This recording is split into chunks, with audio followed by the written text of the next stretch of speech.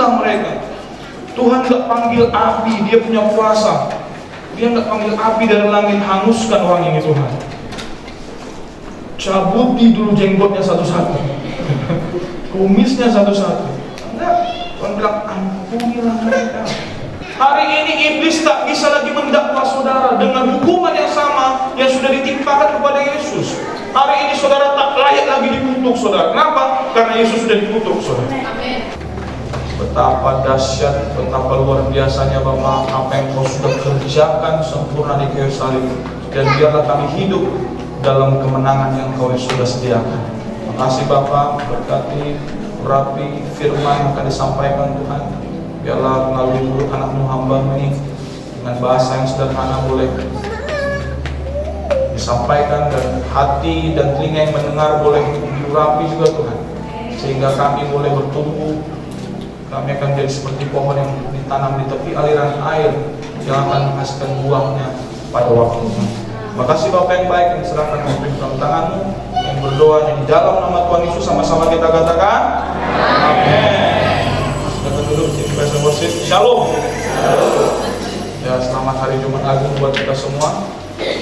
Dan saya melihat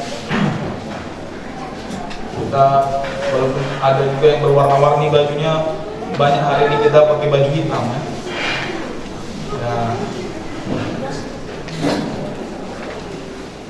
Ini sebelum saya khotbah saya jelaskan sedikit. Jadi hari ini kita memakai baju hitam bukan karena kita masih berkabung. Hari ini kita berbaju hitam bukan karena hari ini kita menangisi bahwa Tuhan Yesus masih tergantung di kayu salib. Hari ini kita berbaju hitam dikarenakan kita menyadari harusnya kita kok yang mati di kayu salib itu. Harusnya kita yang tergantung, harusnya kita yang dipermalukan, harusnya kita yang ditolak. Ya kan? Ada handphone.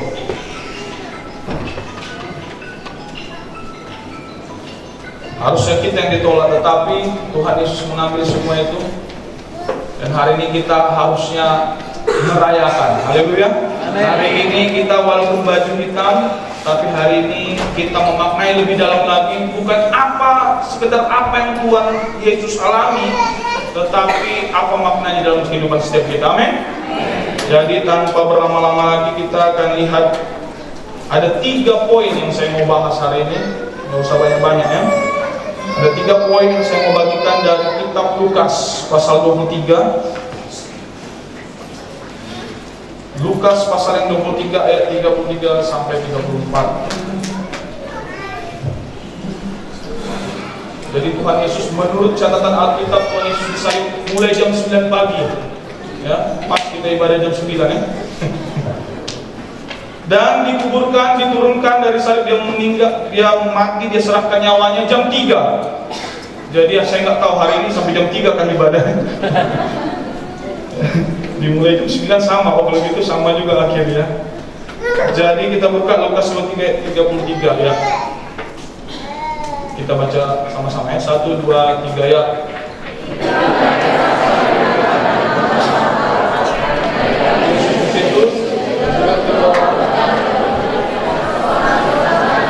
Yang lain selanjutnya.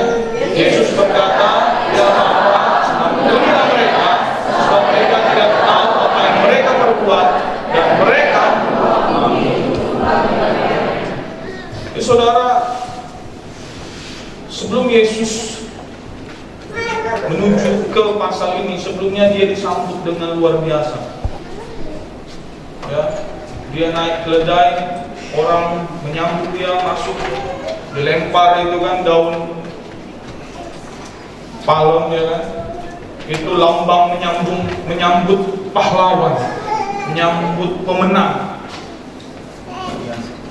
Tapi orang yang sama menyambut Yesus itu saudara, orang-orang itu juga yang berdiri mengelilingi, menonton Yesus disalib dan mengumpat Yesus.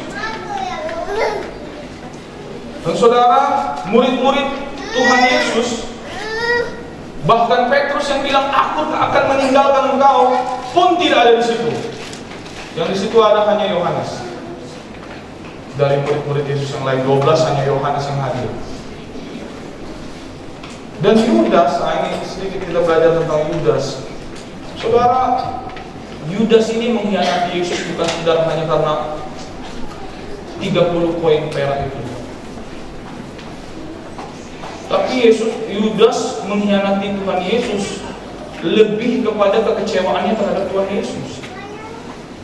Bayangan orang Yahudi pada saat itu, Mesias datang sebagai raja, dia secara politik sebagai raja, dia memimpin bangsa Israel mengalahkan penguasa yaitu Romawi pada saat itu.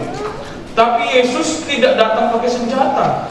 Tuhan Yesus tadi masuk tidak naik kuda, ya kan, gagah, naik keledai ini. Dan yang paling mengecewakan Yudas adalah ketika Yesus menegur Yudas. Ketika ada wanita itu yang memberikan minyak yang mahal. Kalau dicek sekarang harganya, katanya minyak itu harganya 1 tahun gaji. Saya nggak tahu gaji mana, gaji Batam, gaji Amerika, tapi gaji setahun. Dan diberikannya minyak itu dan dituangkannya membersihkan, membasuh kaki Yesus. Dan Yudas bilang, ngapain dibuang-buang itu? Perhitungan kan? Saudara yang banyak kali perhitungannya bertobat. Kok ke situ ya? Yudas ini saudara, dia hitung-hitung. Ini mahal ini, kita bisa kasih orang miskin, kata Yudas. Dan Tuhan Yesus tegur Yudas di depannya. Itu salah satu pemancing yang membuat dia makin emosi, makin kecewa sama Tuhan.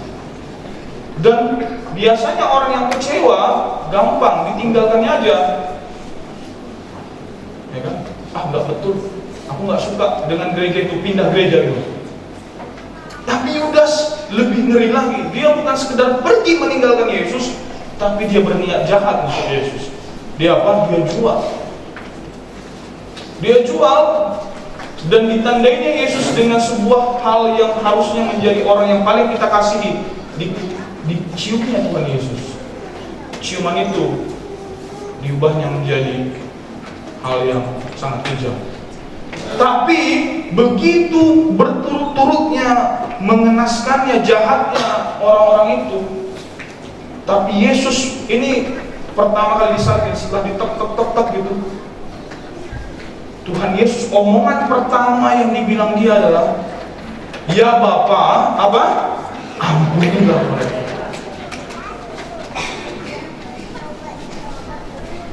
Saudara, saya mau katakan sama saudara juga, sama saya juga, bahwa ini bukan hanya Yudas, bukan hanya murid-murid Yesus, bukan hanya orang Israel yang di situ mengumpat Yesus, bukan hanya tentara Romawi yang menyalibkan Yesus, tetapi saya dan saudara juga.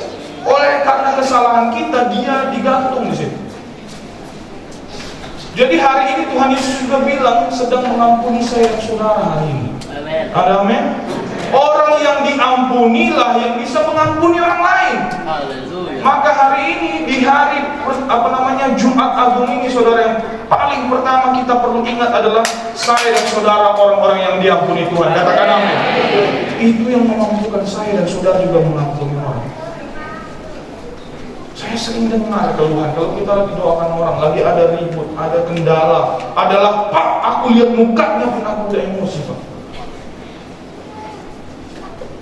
Kalau aku satu bas sama dia, mendingan aku turun aja dari bas itu, Pak. Kalau boleh kami beda matahari, kan Pak Jo kalau sering lebih ekstrim ya. Yang rugi kita loh, kita sama-sama naik bas, lebih baik kita turun dari bas itu. Kenapa? Karena kita tidak mengampuni. Kita tadinya makan enak, tahu-tahu yang masak itu yang kita benci tadi jadi tak enak ya. Oh, enak kali bisa pemasak ini, si anu, pantas pahit. Langsung bisa belok dari enak jadi pahit. Yang salah bukan lidah, tapi hati kita. Dan hari ini Tuhan Yesus yang pertama kali dia ngomong di kayu salib, dia bilang, Bapa, ampunilah mereka. Tuhan gak panggil api, dia punya kuasa. Dia gak panggil api dari langit, hanguskan orang ini Tuhan. Cabuti dulu jenggotnya satu-satu, kumisnya satu-satu. Enggak, Tuhan bilang, ampunilah mereka. Bukan dengan kekuatanmu, Tapi Tuhan terlebih dahulu mengampuni kita, kita pun bisa mengampuni orang lain. Ada amin saudara? Hari ini ada siapapun yang pernah melukai engkau, keluarga, orang tua, teman, rekan bisnis, siapapun itu, ampunilah mereka. Mengampuni bukan berarti bisa bekerja sama lagi atau apapun itu, tetapi setiap kali kita lihat dia, kita sudah ada damai sejahtera. Ada amin? Jangan tiap saudara lihat dia, saudara migrain, ya? Pak, doakan saya Pak migrain, Pak. Kenapa? Yes, lihat tadi mukanya, Pak. Aduh, jangan. Ampuni. Yang kedua, saudara, setelah Tuhan Yesus mengampuni, saya skip yang lain langsung ke Yohanes 19 ayat 30. Ini yang agak panjang, perlu saya jelaskan. Yohanes 19 ayat 30. Yohanes 19 ayat 30. Oke? 30. Oke, kita baca sama-sama ya. 1, 2, 3 ya.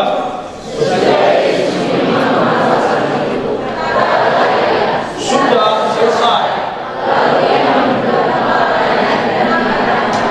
Kalau bahasa Indonesianya enggak menangkap dengan tajam. Saya baca bahasa aslinya, bahasa Greeknya, Yunaninya itu adalah tetelestai. Coba kita ikuti ya sama-sama ya. Tetelestai. 1, 2, 3 ya. Tetelestai. Ada 3 makna yang dari kata tersebut pada konteks zaman orang Yahudi pada saat itu. Bahasa Yunani ini dipakai untuk menggambarkan 3 hal. Sudah selesai itu. Kata kita sudah selesai, terus apa? Ada 3 maknanya yang dalam. Yang pertama, ketika orang yang berhutang, ketika dia mampu membayar lunas hutangnya, dikasihlah nota atau risip atau tanda terima menyatakan, ditulis di kertas itu tetelestai, sudah selesai. Jadi artinya dikatakan sudah selesai dalam konteks kita adalah orang-orang yang berhutang dosa, hutang kita itu sudah lunas, katakan amin saudara. Dalam konteks ekonomi, saudara, kita dibayar di kayu salib itu ketika dikatakan sudah selesai, saudara diberikan hak, diberikan pilihan sama Tuhan untuk mengklaim bahwa saudara secara ekonomi sudah lunas. Agak berat bilangnya kan, tadi dosa amin. Kalau bicara keuangan, saudara berat terimanya. Kenapa? Karena tidak masuk akal, saudara. Sistem keuangan Tuhan tak pernah masuk akal. Ketika ada 5.000 orang laki-laki dan belum lagi perempuan dan anak-anak, Tuhan Yesus hanya menggunakan 5 roti dan 2 ikan. Ekonomi mana ini yang bisa masuk dengan logikanya? Tapi apa yang terjadi ketika Tuhan Yesus kasih makan itu, murid-murid bagi makanan itu, apa yang terjadi? Tersisa berapa bakul? 12 bakul. Satu bakul satu murid. Coba tadi 30 murid, mungkin 30 bakul. Ekonomi matematikanya Tuhan beda. Jadi hari ini dikatakan sudah selesai, bukan hanya hutang dosa. Mari kita sama-sama terima apapun hutang saudara secara ekonomi sudah diselesaikan Tuhan. Kemudian makna secara hukum, saudara, ketika orang sudah menyelesaikan hukumannya di penjara, maka pihak penjara akan ngasih surat sama dia biar dia nggak ditangkap lagi. Maka surat itu tulisannya adalah tetelestai, sudah selesai, tak bisa ditangkap lagi dia, saudara. Hari ini iblis tak bisa lagi mendakwa saudara dengan hukuman yang sama yang sudah ditimpakan kepada Yesus. Hari ini saudara tak layak lagi dikutuk, saudara. Kenapa? Karena Yesus sudah dikutuk, saudara. Sudah tetelestai, sudah selesai. Saudara nggak layak lagi dikejar-kejar rasa bersalah. Oh, aku salah ini, dulu begini, ya kan? Oh, aku kemarin lupa berdoa. Oh, aku lupa baca Alkitab. Itu sangat bagus, saudara, tetapi itu tidak membuat saudara merasa bersalah. Berdoa, baca Alkitab, merenungkan firman adalah ketika kita makan rohani, saudara. Saudara kalau nggak makan, apa yang terjadi? Rasa bersalah. saudara merenung, kenapa aku merasa bersalah? Belum makan siang aku. Ada yang begitu? Kalau saudara nggak makan, saudara lapar. Jadi kalau saudara belum berdoa tadi pagi, belum baca firman, belum merenungkan firman, jangan rasa bersalah. Rasa bersalahmu sudah dibayar, tetelestai. Tapi harus saudara merasa lapar. Kalau lapar ngapain? Makan. Makan firman Tuhan. Ada amin? Jadi kalau gak ada lagi rasa bersalah. Yang terakhir adalah ketika pada waktu itu perang, ketika bangsa atau ketika bangsa yang menang itu memenangkan pertempuran, maka saya secara di sini, kapten pemenang pertempuran itu akan menuliskan, mengabarkan bahwa musuh sudah kalah, ditulisnya tetelestai, sudah selesai. Jadi hari ini saudara, ada banyak pengajaran tentang peperangan rohani. Peperangan kita sudah selesai. Saudara, hari ini kita nggak lagi berperang. Kalaupun, Pak, gimana dong kalau ada iblis menyerang, mencoba ini? Bukan kita lagi yang berperang, saudara. Tuhan sudah memenangkan pertempuran itu. Maka hari ini yang perlu kita tahu, engkau sudah menang. Engkau bawa tulisan itu, kami adalah orang yang menang. Ada amin, saudara? Ketika ada yang bilang, oh kau diikuti roh jahat, kau begini, bilang, aku ini anak Allah. Tak ada lagi kuasa roh jahat itu atas hidupku. Kalau engkau bilang, oh waktu dulu aku dikutuk karena aku bandel, maka aku sekarang begini. Katakan enggak, kau tak lagi perlu berperang. Waktu kita berperang, maka kita sedang merendahkan pekerjaan Yesus di kayu salib ini. Berarti kita enggak percaya bahwa Yesus katakan sudah selesai. Berarti kita masih berpikir hampir selesai. Kita perlu dikit lagi menyelesaikan. Maka masuk ayat firman yang sering dibagikan Pak Supri hari-hari. Aku memiliki keyakinan yang kokoh. Kalau Tuhan Yesus bilang sudah selesai, berarti apa? Sudah selesai. Dan Alkitab penuh dengan gambaran, saudara. Tangan Yesus kenapa perlu dipaku, saudara? Itulah gambaran menebus tangan yang mengambil buah di Taman Eden. Tangan yang mencuri itu, buah yang dilarang diambil, menjadi tangan yang terkutuk. Terpaksa tangan Yesus disalibkan di sini, agar tangan kita semua ditebus. Hari ini tangan kita adalah tangan-tangan yang diberkati Tuhan. Jadi hari ini jangan lagi bilang, kalau ku pegang kok barang pecah. Percaya saudara, saya sering dengar dulu, asal kau pegang barang pecah. Akhirnya lama-lama kita bertumbuh percaya dengan itu. Kayaknya memang tanganku ini, ya kan? Tangan yang sia gitu. Enggak, tanganmu tangan yang diberkati Tuhan. Amin. Yang kedua, mahkota duri itu gambaran apa, saudara? Kita buka Kejadian 3 ayat 17. Ketika Adam dan Hawa jatuh dalam dosa, Tuhan mengutuk tanah. Kenapa yang dikatakan kepada manusia itu, kepada laki-laki itu ya? Lalu firmannya kepada manusia itu, kepada Adam. Waktu dibilang manusia itu selalu Adam, ya? Karena engkau mendengarkan perkataan istrimu. Jangan lihat istri saudara ya. Dan memakan dari buah pohon yang telah kuperintahkan kepadamu, jangan makan daripadanya, maka terkutuklah tanah karena engkau, dengan bersusah payah engkau akan mencari rezekimu dari tanah seumur hidupmu. 18. Semak duri dan apa? Dan rumput duri yang akan dihasilkannya bagimu. Kutuk terhadap tanah itu pun ditebus Tuhan, saudara. Dia panggungkan di atas kepalanya, agar hari ini kita tak perlu lagi menanggung kutuk itu lagi. Ada amin, saudara? Kemudian apa lagi? Lambung yang ditusuk, saudara. Di Yohanes 19 itu Tuhan Yesus lambungnya ditusuk sebelah kiri. Ya, tadi saya cek mana lambung, sebelah kiri. Jadi ini bicara tentang di samping, ya, dari tulang rusuk ya, laki-laki ya. Siapa yang bikin kita jatuh dalam dosa, Pak Firman? Hawa.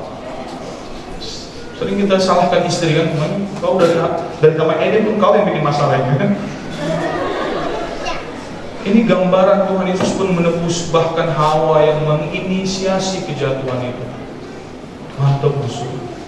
Jadi suami-suami jangan lagi salahkan Memang kau dari Taman Eden, kau yang buat masalah. Tapi ini juga menjadi perenungan bagi kita laki-laki. Laki-laki, suami terkhusus, bapak-bapak. Kalau kita mundur sedikit Kejadian 2:16. Kejadian 2:16. Perintah itu diberikan Tuhan kepada Adam, bukan kepada Hawa. Ini ya, lalu Tuhan Allah memberi perintah kepada manusia. Waktu dibilang manusia itu Adam. Karena Hawa diciptakan ayat setelahnya. Semua pohon dalam taman ini boleh kau makan buahnya dengan bebas, 17. Tetapi pohon pengetahuan tentang yang baik dan jahat itu janganlah kau makan buahnya, sebab pada hari engkau memakannya pastilah engkau mati. Siapa yang terima perintah? Adam. Hawa muncul di ayat 21. Ayat 21.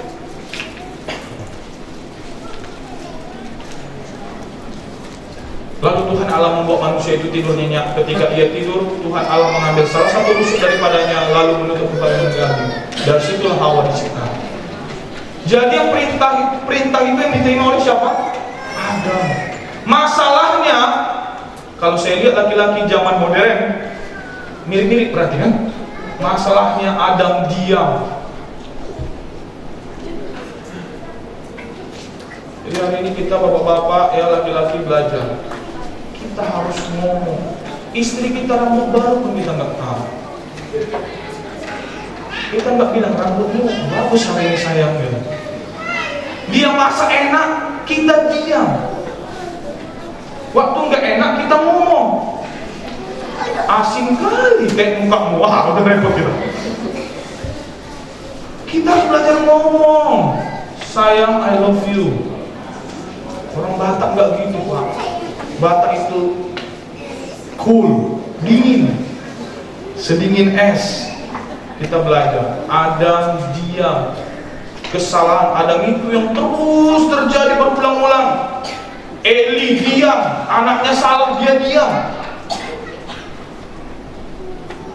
Semua itu terus berulang-ulang diam. Kediaman pria itu berbahaya. Pria tak bercerita itu salah, saudara. Jangan saudara bangga, pria tak bercerita makanya bertindak betul, tapi kau perlu ngomong. Wanita itu perlu mendengar. Kalau kau sayang sama dia, kalau kita sayang sama anak kita, pernahkah kita bilang sayang anakku, aku sayang sama kau, aku bangga? Perlu. Kami waktu itu belajar, bapak-bapak. Salah satu kegagalan bapak-bapak sebab kepada anak adalah enggak ngomong, enggak mengafirmasi. Jadi Hawa itu digoda oleh iblis, Adam diam. Ketika istri kita khawatir, jangan diam saudara. Mulai ngomong, sayang tenang, Tuhan akan tolong. Ketika mungkin dia mulai lemah, mulai ngomongkan. Saya sedikit kesaksian. Ketika kami pernah mengalami keguguran 2 kali. Tapi yang keguguran yang kedua, istri saya betul-betul pastilah ya kehilangan. Dan saya masih ingat pada saat itu, saya kan nggak terbiasa namanya dengan suntik bius atau apa. Jadi ketika istri saya disuntik bius, jadi waktu diambil, istri saya senyum-senyum, nyanyi Tuhan Yesus baik. Wah udah gila istriku ini, gue pikir ada apa ini gitu. Kalau rupanya saya tahu itu akibat efek suntik biusnya. Dan ketika pulang ke rumah selama sebulan, saudara, setiap kali saya mau pergi dan saya lihat intip lagi istri saya nangis. Dan saya ingat di situ fungsi sebagai laki-laki itu. Maka saya mulai kuatkan, saya mulai omongkan, saya mulai katakan firman Tuhan, saya mulai tenangkan dia. Dengan apa? Dengan omongan, dengan firman. Maka kita laki-laki ini, bapak-bapak ya, makanya ibu-ibu yang bapaknya belum datang, suaminya belum datang, bawa ya. Agar apa? Kita belajar ngomong, jangan suka diam. Karena kita berpikir kita udah capek kerja mungkin dari luar sampai rumah kita mau me time, mau sendiri nonton bola, nonton tinju. Ya, kita perlu ngomong. Ada amin bapak-bapak? Laki-laki belajar ngomong, belajar mengapresiasi. belajar menyampaikan ide-ide pikiran kita, apa yang menjadi bahan perenungan kita tentang Tuhan. Jadi Hawa tergoda sama iblis karena Adam dia, tapi itu pun ditebus Tuhan. Amin. Jadi perempuan jangan lagi merasa bersalah, tapi laki-laki juga belajar kita untuk ngomong, ya, untuk memperkatakan, untuk menyampaikan isi hati kita. Selanjutnya di Yohanes 19 ayat 41, coba kita buka.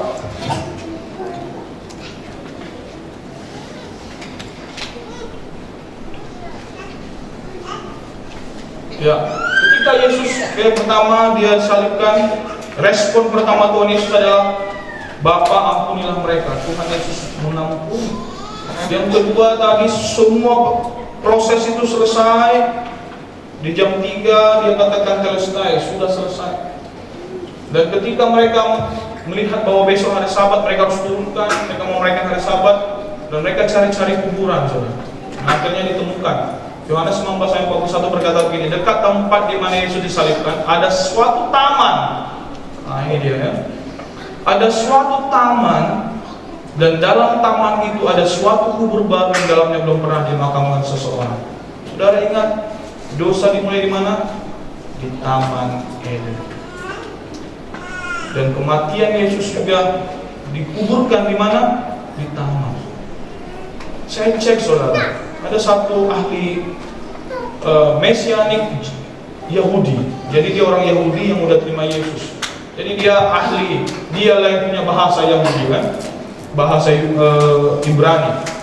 Jadi dia temukan ternyata bahasa Ibraninya kuburan dan bahasa Ibraninya rahim.